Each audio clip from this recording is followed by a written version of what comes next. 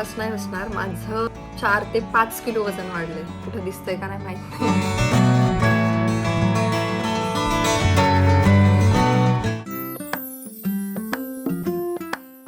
हाय, hello, नमस्कार. कसे सगळे? मजेत ना? मजेतच असायला हवं. मी भक्ती तुमच्या सगळ्यांचं खूप मनापासून स्वागत करते आपल्या चॅनलमध्ये.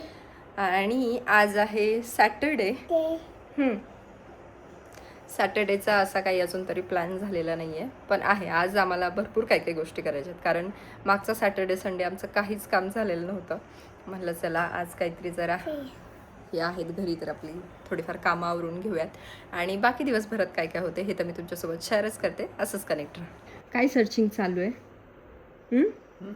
काय सर्चिंग चालू आहे तुमचं? मला काय शोधतोय आपण? तू एवढी काय चिटकली आहे? मला काय शोधतोय आपण?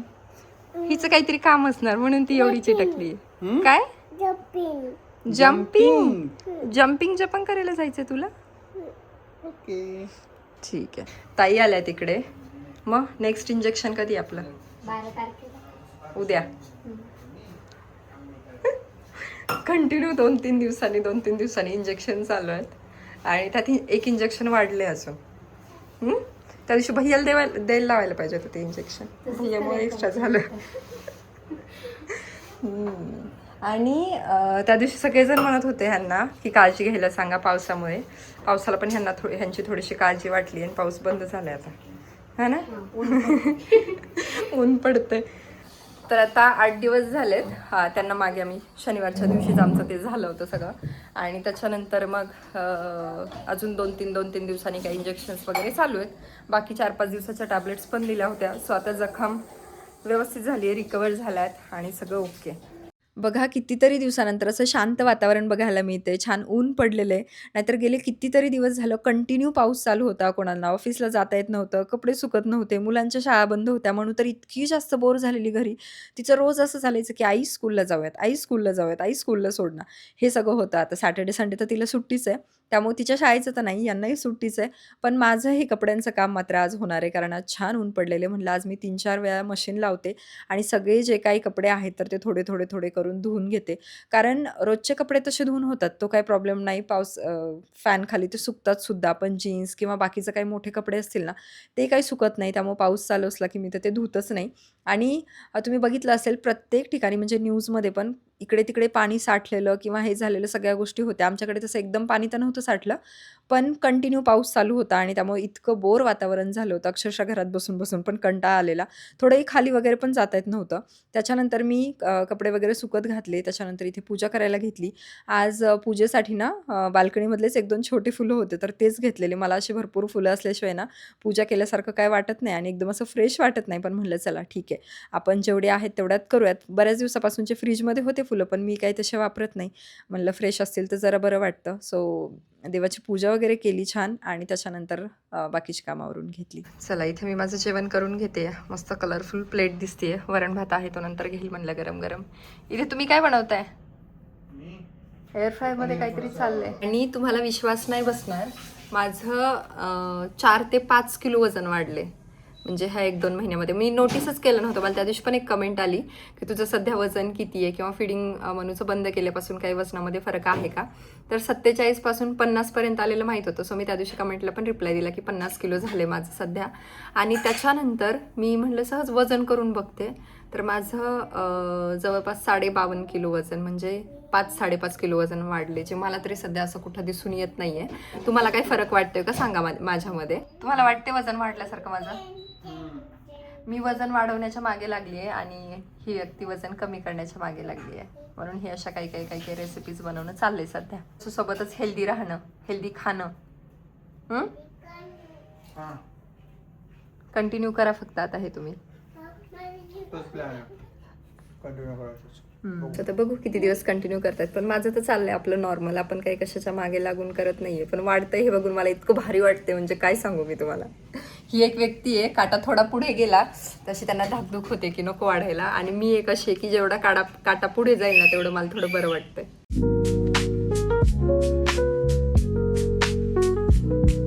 चला, जेवण वगैरे झालंय आणि आता मला जायचंय थोडेसे केसांवरती प्रयोग करण्यासाठी. प्रयोग इन द सेन्स मला हेअर ट्रीटमेंट करून घ्यायची आहे.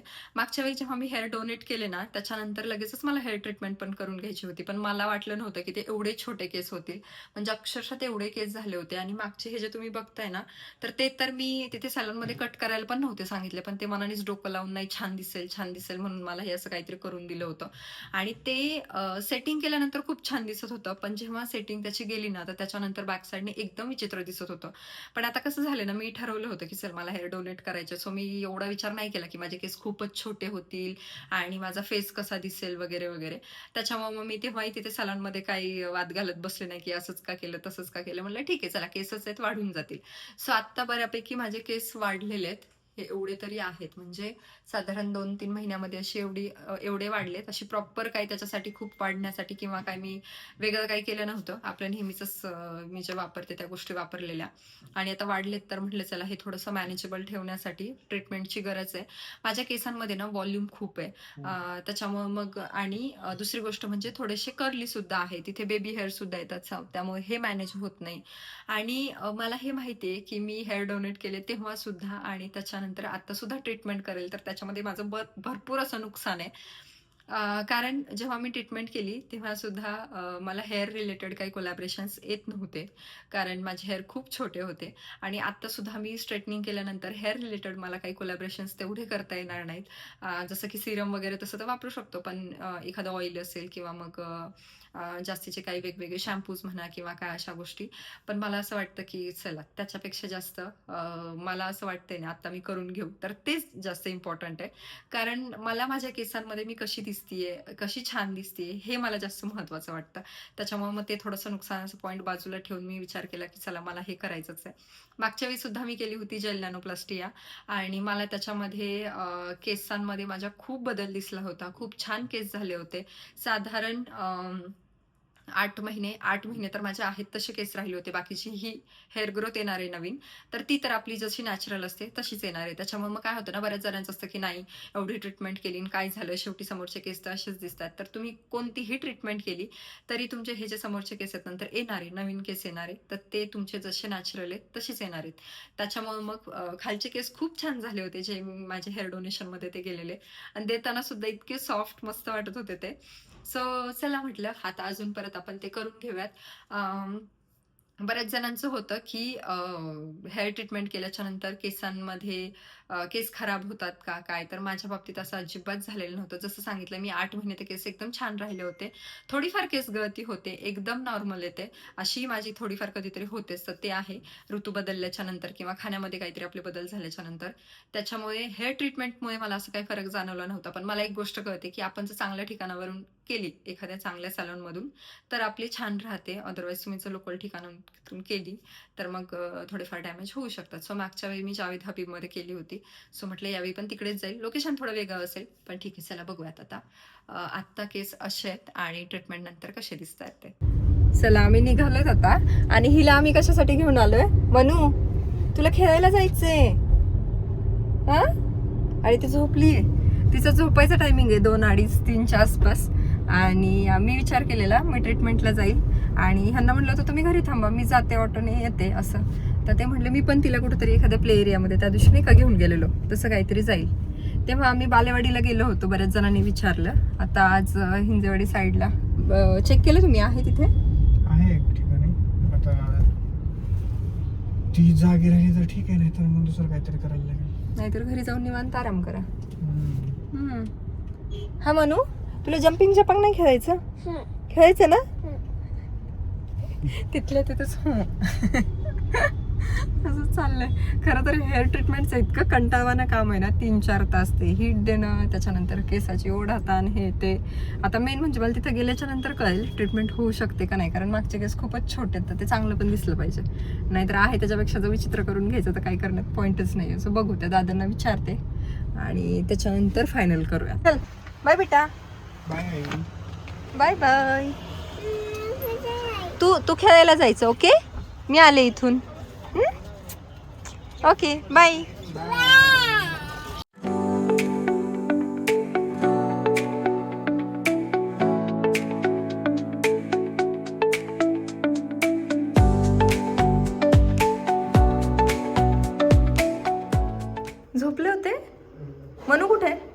तू झोपली कस काय झोपली होती कधी झोपली होती गाडीवर येताना आणि तुम्ही हिला उठवलंच नाही अरे अहो किती वाजलेत आता 8:30 वाजलेत 8:30 मग तिला उठून खाऊ तरी घालायचं कसं दिसतंय बाय देवाय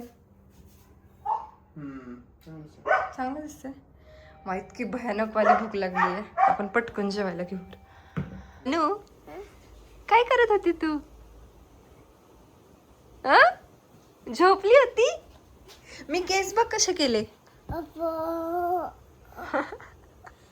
अब्बो जेवण वगैरे केले घरी आले इतकी अशी खतरनाक भूक लागली होती म्हणजे पोटात असं ओढल्यासारखं होत होतं कसं तरी वेगळंच होत होतं त्यात वॉमिटिंग आल्यासारखं पण वाटत होतं कारण ह्याचा वास जरा येत होता म्हणून आणि भूक तर भयानक लागलेली त्याच्यामध्ये जेवण काही बनवलेलं नव्हतं आणि मग इतकी भूक लागलेली की त्यांना म्हणलं चला आपण खाली जाऊयात खाली गेलो तिथं काहीच खायला नव्हतं मला असं वाटलं चला यार पावभाजी जरी असेल तर मी खाऊन घेते तिथं नव्हती मग परत आम्हाला थोडंसं लांब जावं लागलं पावभाजी वगैरे खाल्ली त्याच्यानंतर परत फक्त दही घ्यायचं होतं आणि त्याच्या नादात मी बाकी इतक्या सगळ्या गोष्टी घेत बसले अजून वेळ गेला आता 10:30 वाजलेत आणि मग आता घरी आलोत बाकी हेअरकट कसा वाटतोय आणि हेअर ट्रीटमेंट कशी वाटते ते मला सांगा मला तर इतकं छान वाटते म्हणून सांगू नाहीतर असं जे फुगलेलं होतं ना जे तुम्ही सकाळी बघितलं असेल त्याच्या तुलनेमध्ये मला हे खूप आवडायला लागले आणि दुसरी गोष्ट जेव्हा म्हणजे दुपारी पण मी तुम्हाला सांगितलं की तुम्हाला तेवढं ते दिसून येत नसेल पण मागच्या वेळी मी जेव्हा हेअरकट केला होता ना तेव्हा माझे केस इतके खालीवर इतके केलेले होते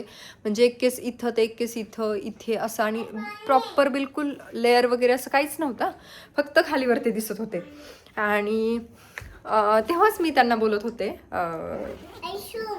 की अहो थोडेसे मला खालीवर वाटत आहेत म्हणून एक मिनिट हां तर तेव्हाच मी त्यांना म्हणत होते की अहो हे किती खालीवर झालं आहे आणि आज जेव्हा मी स्ट्रेटनिंग केली ना त्याच्यानंतर मला तेव्हा जे दिसलं त्याच्यानंतर मला असं झालं की मी का स्ट्रेटनिंग केली इतकं घाणेरडं दिसत होतं म्हणजे सगळे माझे खालीवर असे झाले होते केस आणि मला असं झालं की मी जेव्हा माझे कर्ली हेअर होते तेव्हा तरी अक्षरशः म्हणजे ते दिसून येत नव्हतं पण आता ते खूप विचित्र दिसते मग तिथल्या स्टायलिस्टनं जरा व्यवस्थित करून दिले सगळे शेपमध्ये आणून दिले आणि त्याच्यानंतर माझा लुक चांगला वाटते सो आत्ता मॅनेजेबल पण झाले आणि दिसायलाही चांगलं वाटते आणि शिवाय मला आता दरवेळी ना काही शूट हे असलं की परत ते स्ट्रेटनर किंवा ड्रायर वगैरे घेऊन बसायची गरज नाही आहे सो मी स्पेशली त्याच्यासाठी दरवेळी ट्रीटमेंट करते मागच्या वेळी पण माझं तेच होतं मला कुठलं पण शूट अचानक करून द्यायचं म्हटलं का मला पहिले टेन्शन यायचं अरे आता मी केस कधी धुवू मग कधी वाळवू मग कधी त्याला प्रॉपर व्यवस्थित करू हे असं त्याच्यापेक्षा मग मी तो कंटाळा करायचे आणि मग ते चांगलं दिसत नव्हतं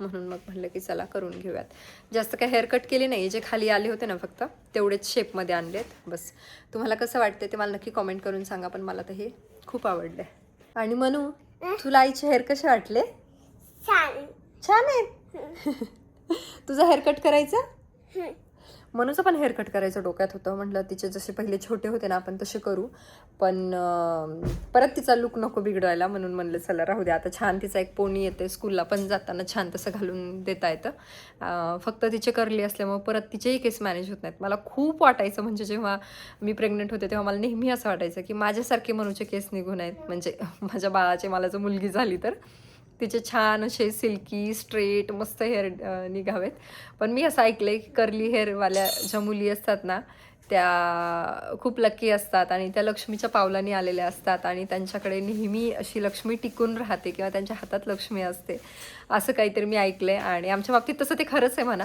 पण मला कर्ली हेअर आवडत नाहीत कारण ते मॅनेज होत नाहीत म्हणून नाहीतर मग ते मॅनेजेबल ठेवायचे असतील तर खूप काही प्रोडक्ट्स वापरावे लागतात सो असं होतं ठीक आहे चला आता ते ड्रायफ्रुट्स वगैरे घेऊन आले तर तिला तेच एक काढायचं मी हे सगळे डब्यामध्ये भरून ठेवते आणि त्याच्यानंतर मग बोलते आता ना मी हे सगळं भरून ठेवणार होते त्याच्या अगोदर मला ना एक पर्सनल एक्सपिरियन्स तुमच्यासोबत शेअर करायचा होता तसं तो 2-3 महिन्याला मी डीमार्टला जाते आणि तेव्हाच मग तिथून ड्रायफ्रुट्स किंवा ज्या काही एक्स्ट्राच्या गोष्टी असतात ना ते घेऊन येणं होतं पण जेव्हा कधी मी एक्झिबिशनमध्ये जाते किंवा असे ड्रायफ्रुट्स हाऊस वगैरे येता जाता लागतात तर मग तिकडं जर गेले ना तर मी शक्यतो तिथूनच ड्रायफ्रुट्स किंवा मावळा कँडी किंवा असं बाकी गोष्टी घेत असते आणि त्याहून मला एक गोष्ट कळाली की जेव्हा मी डीमार्टमधून ड्रायफ्रुट्स किंवा बाकी गोष्टी घेते ना त्यामध्ये आणि ह्या बाहेरच्या क्वालिटीमध्ये खूप फरक जाणवतो जाणवतो. म्हणजे प्राईसमध्ये तेवढा नसतो, 50-100 रुपयाचा फरक पडतो, पण बाकी त्याची क्वालिटी खूपच छान असते म्हणजे जेव्हा आपण बाहेरून घेतो तेव्हा. आता डीमार्टमधलं बदाम किंवा ह्याच्यामध्ये तेवढा फरक नाही, पण अंजीर किंवा मग खजूर वगैरे तुम्ही एकदा नक्की तुम्हीसुद्धा अनुभव घेऊन बघा. तुम्हालासुद्धा नक्कीच फरक जाणवेल. सो त्याच्यामध्ये खूप फरक वाटतो. Instagramवरती ना मला आजकाल इतक्या जास्त रेसिपीज दिसताय म्हणजे तुम्ही नोटीस करा कुकीज किंवा ब्राउनीज वगैरे असं काहीतरी हेल्दी व्हर्जनमध्ये जर तुम्ही बघायला गेले ना, तर तुम्हाला सारख्या त्याच रेसिपी दिसतील. म्हणून पण थोडंफार काही मी ते कोको पावडर किंवा चोको चिप्स वगैरे घेऊन आलेले. आणि ह्या अंजीरमध्ये पण फरक बघा. मी जेव्हा एक्झिबिशनमधून पण 1-2 वेळा आणले होतं, तर तिथले पण अंजीर एवढे सॉफ्ट येतात आणि हे बाहेरून पण ड्रायफ्रुट्स हाऊसमध्ये वगैरे तुम्ही जेव्हा मोठे घेता ना, त्यामध्ये खूप छान येतात. थोडे कमी बसतात त्याच्यामध्ये, पण त्याची क्वालिटी खरंच खूप छान असते आणि सेम डेट्सचं पण तसं होतं. ज्या तुम्ही ग्रीन कलरच्या पॅकेटमध्ये हे घेता ना, म्हणजे मी पण तेच नेहमी आणते हां, लोकल स्टोअरमधून हे कुठून घेतलं किंवा डीमार्टमधून घेतलं तर त्याच्यामध्ये इतका गोडवा मिक्स केलेला असतो म्हणजे गुळात की पाकात त्यांनी भिजवले असतात माहीत नाही. पण ते इतके जास्त गोड असतात आणि जेव्हा तुम्ही ड्रायफ्रुट्स हाऊसमधून किंवा एखाद्या चांगल्या ठिकाणावरून घेता ना, तर ते कमी गोड असतात. शिवाय असे एकदम फ्रेश नाही दिसत, थोडेसे सुरकुतलेले दिसतात आणि थोडे आपण ते खाल्ल्याच्या नंतर ना आपल्याला जे नॅचरलचा फील येतो ना, तर ते तसं वाटतं. सो तुम्ही तुमच्या साईडने सुद्धा एकदा ट्राय करा. तुम्हाला सुद्धा नक्कीच फरक जाणवेल. ॲटलीस्ट खजूर आणि अंजीरमध्ये तरी नक्कीच फरक जाणवतो. सो एकदा बघा आणि तुमचा सुद्धा एक्सपिरियन्स माझ्यासोबत शेअर करा. आणि तसं आमचं जेवण तर बाहेरच झाले म्हणून पण आमच्यासोबत थोडीशी पावभाजी खाल्लेली आणि पिकूचं जेवण बाकी आहे तर त्याला खायला द्यायचं आहे. पण त्याच्या अगोदर दुपारी मी शॉर्टमध्येच उरकलं जे की का हो माझं 5 किलो वजन वाढले. माहीत नाही म्हणजे मला दिसत नाही काय नाही. मला असे कपडेही खूप काही टाईट येत नाही पण मी त्याच्यामुळे इतकी खुश आहे की मी काय सांगू. तिकडे बघा चेहरा, इकडे बघा एकदा. अहो म्हणजे हे एक व्यक्ती आहे त्यांचं 100 ग्रॅम 150 ग्रॅम थोडं इकडे तिकडे झालं तर त्यांना इतकं वाईट वाटतं आणि तिथेच मला खूप आनंद होतो हा ना. आणि त्यांचं म्हणणं असं की कुठंच वाढलेलं तुला दिसत नाहीये तर तुझंही माझ्यासारखं सेम पोट वाढणार आहे फक्त. आणि मला तसं जाणवतंय म्हणजे डिलिव्हरी नंतर माझं एवढं पोट दिसत नव्हतं पण मला असं वाटतंय की आता पोट थोडं थोडं दिसायला लागलंय. सो मला थोडंसं हेल्दीकडे लक्ष द्यायला लागणार आहे, नाही तर बिनकामाचं फक्त फॅट वाढून बसेल आणि बाकी काहीच नाही होणार असं होईल. ते काही जेवण थोडी आहे जेवण नाही आहे ते. बाकी माझा आजचा एक्सपिरियन्स इतका छान होता हेअर ट्रीटमेंटबद्दलचा, कारण मागे पण मी एकदा हेअर ट्रीटमेंट केलेली, ती वेगळ्या ठिकाणावरनं केली होती, आज वेगळ्या ठिकाणावरनं केली आहे. पण आजचा एक्सपिरियन्स खूप छान होता. जी हेअरस्टाईलिस्टची मुलगी होती ना तिथली, ती पण खरंच खूप छान होती. म्हणजे इतकं छान तिने माझं करून दिलं आणि मेन म्हणजे मला जे खेचण्याचा हे त्रास होतो तिलाच वाईट वाटत होतं. हां ती म्हणत होती सॉरी मॅम सॉरी. म्हणलं तर तुझी काहीच चूक नाही, तेवढं खेचलंच जातं. कारण मागच्या वेळी तर माझं दोघांनी मिळून केलं होतं, एकीकडून खेचतोय इतकं विचित्र खेचत होतं की बस. पण ते सगळीकडेच होतं. बाकी कसं वाटलं तुम्हाला? मग अशी झोपेतच होते तुम्ही? चांगलं दिसतं. यांना अजिबात अशी स्ट्रेट हेअर आवडत नाही बरं का, खरं सांगायचं तर. मनातून सांगताय का उगाच मला बरं वाटावं म्हणून? तुला बरं वाटावं बघितलं. त्यांचं म्हणणं असं असतं भक्ती तू कर्ल्सची ट्रीटमेंट घे ना काही असेल तर. पण मला नाही आवडत. म्हणजे खालचं ठीक आहे पण इथं अजिबात मॅनेजेबल होत नाही. म्हणजे इतके ते बेबी हेअर असे इकडे तिकडे आणि व्यवस्थित नाही राहत. सो मला हे मॅनेज करायला बरं वाटतं म्हणून मी करते असं आहे. सो आज खूप जास्त कंटाळा आली आहे, एकतर बसून बसून आणि दिवस पूर्ण तिथेच गेला आहे असं झालं आहे. पण ठीक आहे, रिझल्ट बघून मी तरी खुश आहे. तुम्हाला परत एकदा सांगा कसं वाटतंय ते. आणि अजून एक गोष्ट, ते 5 किलोचे वजन वाढले त्याने मी खूप खुश आहे. पार्टी कधी एवढं पार्टी देणं एवढं नाही आहे. माझं 60 किलो वजन झालं की तुम्हाला पार्टी देते. ओके. कोण असं असेल सांगा बरं वजन वाढल्यावर इतकं खुश असतं? हां खायचं झोपायचं आणि पुढच्या महिन्यात पार्टी द्यायची. हो का?